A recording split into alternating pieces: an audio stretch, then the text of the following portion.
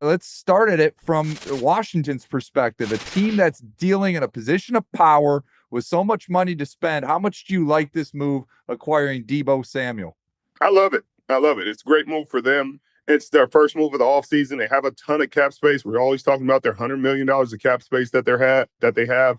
Adam Peters was under John Lynch in San Francisco, so those conversations were probably free flowing.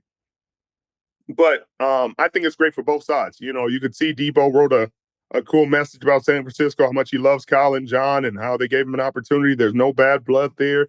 I think this is something both sides needed, just a fresh start. It's human nature. Sometimes you need a fresh start. You need to try something new, go somewhere else, and figure it out. And I think San Francisco obviously needed a little bit of cap relief, and they'll get some of that.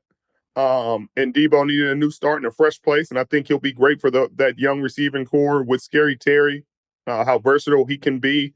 I think he'll help them in the run game and the pass game and be explosive. And I think he's excited about that opportunity. Maybe this is the spark he needed at this time in his career. And I think I'm really happy for him and for them and how it played out, because I think this is about as clean as it could get in the NFL. Hey, both sides, it could get dirty and ugly sometimes where everybody's saying names and saying bad things about each other.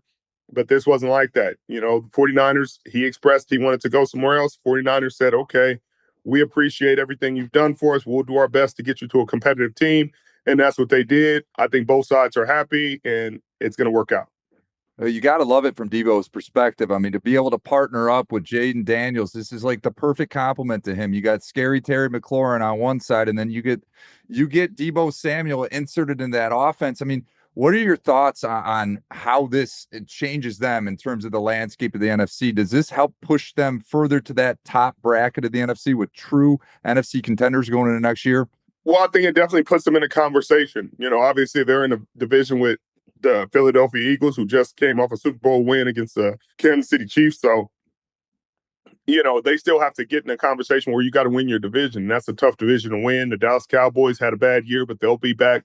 I think this puts them in a conversation, but we have to see how it all plays out on the field. I think they're going to make a lot of other moves and spend a lot of that money in free agency. Maybe getting some O-line help, some pass rushers, maybe another corner or two. And I think that'll help them move further into that conversation. I think retaining their own guys, see if they bring back Bobby Wagner, if that's a move they make, or if they push Luvu into the Mike linebacker spot and then draft another one. I'm not sure, but I think as they continue to make moves, this definitely makes them a more attractive destination. Yeah, you got to love it as a Washington Commander fan. Let's talk about the Niners, though. I mean, I think a lot of fans would be a little surprised only getting a fifth-round pick in return from Deebo. Does that surprise you at all? Did you expect more than a fifth? Well, it just depended. It depended on the situation. If the San Francisco 49ers were going to have to pay Debo's bonus and pay his salary for the year, then of course they would get more draft compensation. But I think once you count the fact that Washington's going to take on the bonus and take on the salary, that's the reason why the draft compensation was less. And I think that's why San Francisco was okay with it, rather than waiting for after the draft and trying to do a June 1st kind of deal. I think this was a situation where they got something for him and they put him in a place he wanted to be. And he was able to keep the salary that he's making. Well, you look at the 49ers, the roster now, specifically that wide receiver room. Obviously, they invested a first-round pick in Ricky Pearsall last year, and Brandon Aiyuk went out early in that season, but it was the emergence of Juwan Jennings, Mr. Third Down, third and Juwan Jennings. Do you see him stepping up and filling this Deebo role? Well, I saw him stepping up last year, filling every role. And so I expect that to continue. I think they value him. I think they saw the value in him. And in a lot of games, he was dominant. He was unguardable at times. And then I think George Kittle. I think it goes back to, sometimes you have too many mouths to feed, and you don't have enough footballs. There's only one football, and you're trying to feed Christian McCaffrey, Kittle, Aiyuk. You're trying to get it to Debo, and now you got this draft pick in Pearsall, and you're trying to make sure you keep everybody happy, and it's very difficult to do.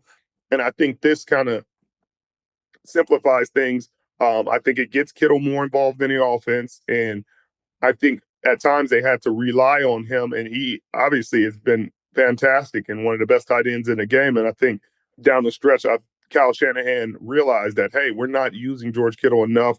We need to find a way to get him the ball, and you cannot get everybody the ball when you have so many mouths to feed. Once Brandon comes back, once Christian comes back, then what happens to Juwan Jennings? Is he just a third down guy again now? And I don't think he wants to fall back into that role. So, I think this is sometimes addition by subtraction, just kind of simplifying. Hey, I don't have to get the ball to all these guys anymore. I can just run the offense more straightforward.